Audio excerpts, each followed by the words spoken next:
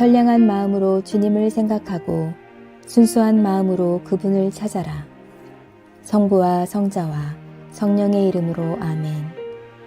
주님, 이제 주님을 만나려 합니다. 당신의 말씀을 들려주시고 당신의 말씀을 보여주시고 당신의 말씀을 만지게 해주십시오. 저를 보시는 주님의 기쁨을 느끼게 해주십시오. 저와의 만남을 기뻐하시는 우리 주 예수 그리스도를 통하여 비나이다. 아멘. 철부지 압살롬은 무사하냐? 사무엘하 17장. 아히도벨이 다시 압살롬에게 진언하였다. 소인이 이제 1만 2천 명을 뽑아가지고 오늘 밤으로 당장 다윗을 쫓아가겠습니다. 허락해 주십시오. 그가 지쳐 기가 꺾여 있을 때 덮치는 것이 좋겠습니다. 다윗을 그렇게 혼내주면 그를 따르던 백성들은 모두 도망칠 것입니다. 왕만 죽이면 백성들은 모두 신부가 신랑에게로 돌아오듯이 임금님께로 돌아올 것입니다. 임금님께서 죽이려는 사람은 오직 그 한 사람뿐이므로 다른 백성은 머리카락 하나 다치지 않을 것입니다. 이 말은 압살롬뿐 아니라 모든 이스라엘 장로들의 마음에도 들었다. 그러나 압살롬은 하르키 사람 후세를 불러들여 그의 의견도 한번 들어보자고 하였다. 후세가 들어오자 압살롬은 아히도벨이 이러저러하게 말하더라고 하면서 아히도벨의 말대로 하는 것이 좋을지 아니면 달리 의견이 있는지 말해보라고 하였다. 이번 일만은 아히도벨의 의견이 좋지 못한 것 같다고 하며 후세는 압살롬에게 이렇게 말하였다. 임금님께서 아시다시피 임금님의 아버님이나 그의 부하들은 용사들입니다. 사납기로 말하면 새끼를 빼앗긴 곰과도 같습니다. 더구나 임금님의 아버님은 전략에 뛰어난 분입니다. 결코 자기 군사들과 함께 자지는 않을 것입니다. 아마 지금쯤 그는 굴 같은데 감쪽같이 숨어 있을 것입니다. 싸움은 이제 시작인데 임금님의 군사들이 죽기라도 해서 압살롬을 따르던 군대가 패했다는 소문이라도 나면 사자처럼 용맹스러운 용사들도 간담이 서늘해질 것입니다. 임금님의 아버님뿐 아니라 그를 모시는 자들이 또 어떤 용사들이라는 것은 이스라엘이 다 알고 있습니다. 그러니 제 생각은 이렇습니다. 단에서 부엘세바에 이르기까지의 이스라엘에서 군인들을 바닷가에 모래알 만큼 많이 모아들여 임금님께서 친히 거느리시고 진군하시는 것이 좋을 것입니다. 우리는 그가 있는 곳만 알아내면 땅에 이슬이 내리듯 덮쳐 그의 집안은 물론 그를 따르던 사람을 모조리 죽여 없앨 수 있을 것입니다. 만일 그가 어떤 성 안에 피해 들어간다면 온 이스라엘이 그 성을 굵은 동아줄로 묶어 개천 바닥으로 끌어내어 돌멩이 하나 남아나지 않게 할 것입니다. 압살롬과 모든 이스라엘 사람들은 아히도벨의 생각보다는 하르키 사람 후세의 생각이 낫다고 결정을 내렸다. 야훼께서 압살롬이 화를 입도록 아히도벨의 좋은 수를 꺾으시기로 작정하셨고 일은 그대로 되었던 것이다.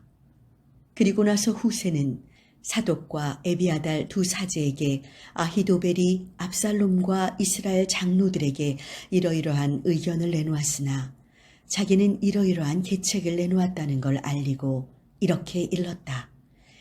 당장 다윗에게 사람을 보내어 광야로 건너는 나루터에서 이 밤을 묵다가는 왕과 일행이 변을 당할 터이니 곧 강을 건너시라고 전해주시오.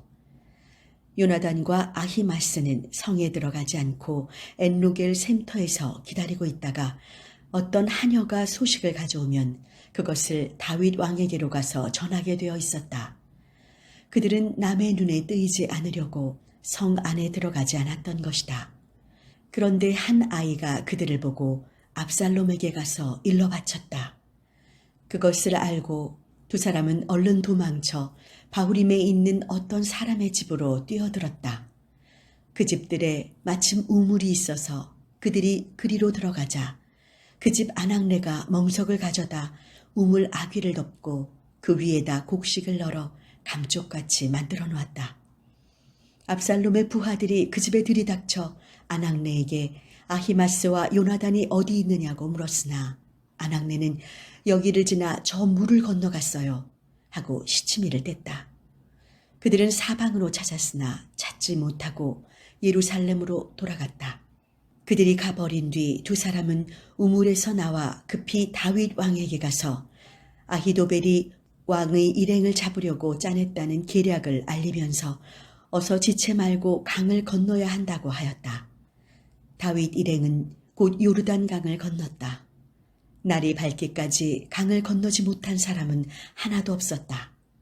한편 아히도벨은 자기의 계략이 깨진 것을 보고 나귀의 안장을 얹어 곧장 자기 성으로 돌아가 집에 가서 식구들에게 유언을 남기고 목을 메어 죽었다.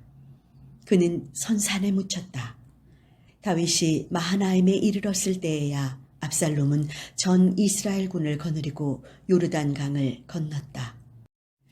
압살롬은 요압 대신 아마사를 총사령관으로 임명하였다. 아마사는 이스라엘 사람으로서 그 아버지의 이름은 이드라였다. 그런데 그는 요압과 이종간으로 그 이모의 이름은 스루아였고 어머니의 이름은 아비가일이었으며 외조부의 이름은 나하스였다. 압살롬은 이스라엘군을 거느리고 와서 길르앗 지방에 진을 쳤다. 다윗이 마하나임에 도착했을 때였다. 암몬 땅 라빠에서 나하스의 아들 소비가, 로드발에서 암미엘의 아들 마길이, 로글림에서 길르앗 사람 바르질레가 나와 맞으며 이부자리, 주발, 물병, 밀, 보릿가루, 볶은 밀, 보리, 콩, 팥, 꿀, 엉긴 젖, 양고기, 쇠고기 등을 다윗 일행에게 먹으라고 내놓았다. 일행이 광야를 지나오는 동안 굶주리고 목이 말라 지쳤으리라 생각하고 가져왔던 것이다. 사무엘하 18장. 다윗은 부하 장병을 점호하고 천인대장, 백인대장을 세웠다. 그리고 다윗은 전군을 셋으로 나누어 한 부대는 요압에게, 한 부대는 스루야의 아들 요압의 친동생인 아비새에게, 한 부대는 갓사람 이때에게 맡기고 나서 전군에게 나도 너희들과 같이 나가겠다고 선언하였다. 그러자 장병들이 모두 말렸다. 임금님께서 나가시면 안 됩니다. 적은 우리가 도망친다 해도 거들떠 보지 않을 것입니다. 우리가 한 반쯤 죽는다 해도 대단하게 여기지 않을 것입니다. 하지만 임금님의 한 몸은 우리들 10,000명 값으로 칠 것입니다. 그러니 임금님께서는 이 성 안에 계시면서 저희를 도와주시는 것이 좋겠습니다. 왕은 그들의 말을 따르기로 하고 성문 곁에 서서 백인 부대, 천인 부대가 진군하는 것을 사열하고는 요압과 아비새와 이때에게 압살롬은 아직 철이 없으니 자기를 보아서라도 너무 심하게 다루지는 말라고 당부하였다.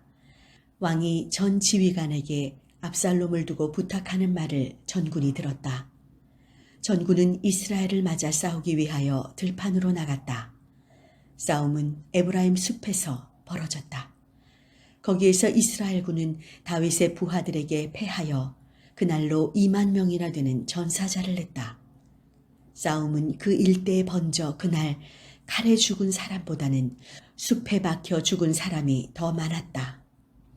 그런데 압살롬이 그만 다윗의 부하들에게 발견되었다. 압살롬은 노새를 타고 울창한 상수리 나무 밑으로 빠져나가다가 머리가 나뭇가지에 걸리고 말았다. 타고 가던 노새는 그대로 달아나 버리고 압살롬은 공중에 매달려 있었다. 군인 하나가 이것을 보고 요압에게 보고했다. 압살롬이 상수리 나무에 매달려 있는 것을 보았습니다. 말을 전하는 자에게 요압이 소리쳤다. 네가 그것을 보았다면 어째서 그를 그 자리에서 쳐서 떨어뜨리지 않았느냐. 그랬더라면 내가 너에게 은 10냥과 띠 하나를 주었을 것이다. 그가 요압에게 대답했다.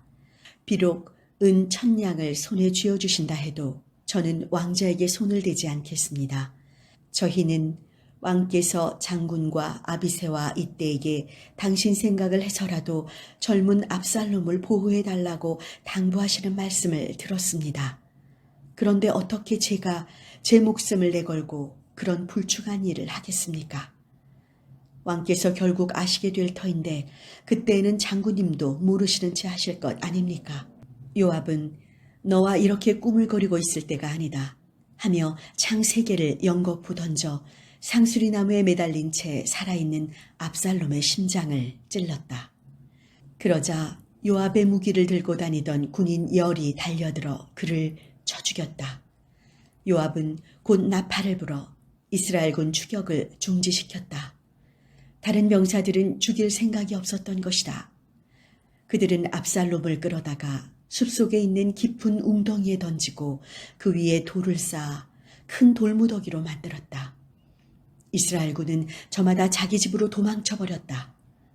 그런데 압살롬은 살아있을 때 자기 이름을 이어갈 아들이 없다고 해서 왕의 계곡에 돌기둥을 세운 일이 있었다. 그는 그 돌기둥을 자기 이름을 따서 불렀는데 그것을 오늘날까지도 압살롬의 비석이라 부른다. 사독의 아들 아히마스가 왕에게 달려가 야훼께서 임금님을 원수들 손에서 구해주신 소식을 전하겠다고 자원하였다. 그러나 요압이 말렸다. 오늘 이 일을 희소식이라고 전할 사람은 네가 아니다. 후에 그럴 기회가 있을 것이다. 왕자가 죽은 날인데 오늘 이것을 희소식이라고 가져가겠느냐. 요압은 구스 사람 하나를 불러 네가 가서 본대로 임금님께 아뢰어라 하며 떠나보냈다. 구스 사람은 요압에게 절을 하고 나서 달려갔다. 사독의 아들 아히마스가 다시 요압에게 청했다. 무슨 일이 생기더라도 저 구스 사람의 뒤를 따라가게 해주십시오. 아히마스야, 이 소식을 가지고 가보아야 아무런 상도 없을 터인데 왜 자꾸 가겠다고 하느냐. 하고 요압이 타일렀으나 그는 어떤 일이 있어도 가겠다고 했다. 하는 수 없이 요압이 그렇다면 가보아라 고 하자 아히마스는 요르단 분지로 달려서 구스 사람을 앞질렀다. 그때 다윗은 바깥 성문과 안 성문 사이에 앉아 있었는데 보초병이 문루에 올라가 살피다가 웬 사람이 혼자서 뛰어오는 것을 보고 왕에게 소리쳐 알렸다. 왕은 혼자라면 좋은 소식을 가지고 오는 것이겠지 하고 말하였다. 그 사람이 점점 가까이 다가오는데 보초는 또 한 사람이 달려오는 것을 보고 성문께에 대고 소리쳤다. 또 한 사람이 혼자 달려오고 있습니다. 왕은 그도 좋은 소식을 가지고 오는 것이겠지 하고 말하였다. 보초가 다시 앞에 오는 사람은 그 달리는 품이 사독의 아들 아히마스 같습니다 고 하자 왕은 그는 좋은 사람이니 희소식을 가지고 왔을 것이다 하고 말하였다. 이윽고 아히마스가 왕 앞에 나와 문안을 드리고 나서 얼굴을 땅에 대고 엎드려 아뢰었다. 임금님의 하느님 야훼께 찬양을 돌립니다. 야훼께서는 임금님께 반기를 든 자들을 처치해버리셨습니다. 왕은 철부지 압살롬은 무사하냐? 고 물었다. 요압 장군이 소인을 보낼 때 큰 소란이 벌어졌습니다마는 무슨 일이었는지는 알 수 없습니다. 아히마스가 이렇게 대답하자 왕은 그에게 비켜서 있으라고 하였다. 아히마스가 물러나 곁에 서 있는데 구스 사람이 와서 아뢰었다. 임금님, 좋은 소식입니다. 오늘 야훼께서는 역적들을 벌하시고 임금님을 그들의 손에서 건져내셨습니다. 왕이 그에게도 철부지 압살롬은 무사하냐? 고 묻자 구스 사람이 대답했다. 임금님을 대적하여 반역이나 하는 자는 누구든지 그가 당한 일을 같이 당하게 되기 바랍니다. 성당 건축을 기도합시다. 성당을 위해 헌신했던 신자들의 기도에 신실하게 응답해 주신 거룩한 주님께 감사나이다. 켜켜이 쌓인 기도들이 모여 이제 성당 건축을 통해 새로운 선교 역사를 만들 기회를 주시니 또한 감사나이다. 주님, 우리에게 교회의 새 역사를 쓸 힘과 용기를 주옵소서. 새로운 성당을 통해 하나님 나라와 이웃을 위한 거룩한 교회가 되는 큰 꿈을 품게 하소서. 이 성당을 통해 교회가 마을의 존경을 받으며 지역을 위한 생명수가 되게 하소서. 우리는 부족하고 나약합니다. 폭풍우가 몰아치면 불안에 떨던 제자들과 같습니다. 건축의 가정들이 무척 어렵고 힘듭니다. 다양한 입장과 이해들이 존재합니다. 그러기에 고요하고 잠잠해져라 말씀하신 당신의 말씀에 귀를 기울입니다. 주님 믿고 신뢰할 때 당신은 우리를 무사히 호수 건너편으로 인도하실 것을 믿습니다. 우리가 서로를 더 뜨겁게 사랑하게 하소서. 이해와 협력 속에 주님의 지혜와 방법으로 하나가 되게 하소서. 우리의 마음과 정성을 모아 소중한 기회와 꿈을 주신 주님께 기도하게 하소서. 성전의 모퉁이 돌 대신